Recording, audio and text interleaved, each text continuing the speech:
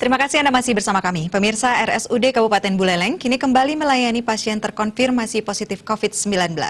Langkah tersebut diambil untuk memberikan kemudahan bagi pasien terkonfirmasi yang memiliki penyakit bawaan.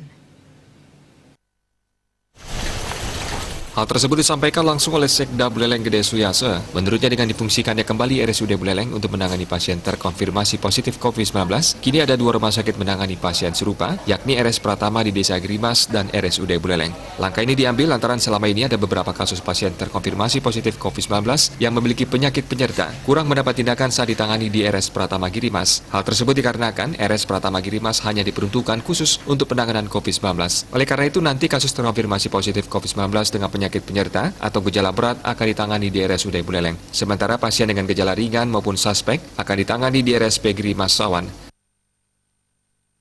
Penyakit penyerta yang berat, kalau dibawa ke Girimas, penyakit penyertanya kurang mendapat tindakan. Karena di situ khusus penanganan COVID. Kalau di rumah sakit umum daerah, keduanya terjawab.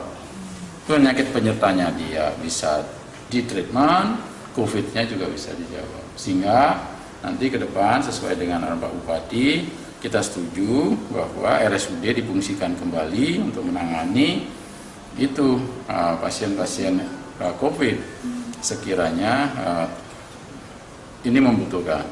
Lalu Girimas kan sekarang udah berubah, udah ODP PDP lagi. Nanti yang kasus konfirmasi bisa di RSUD yang memiliki gejala berat, yang OTG bisa isolasi di rumah, kemudian yang kasus probable bisa ke Girimas, ya, kasus suspek bisa ke Girimas, kalau kontak erat OTG dia bisa di rumah. Skema ini pun sudah resmi diberlakukan sejak Senin 3 Agustus 2020. Kini ruang Leli RSUD Buleleng digunakan untuk menangani pasien terkonfirmasi positif COVID-19. Komang Yuda, Bali TV.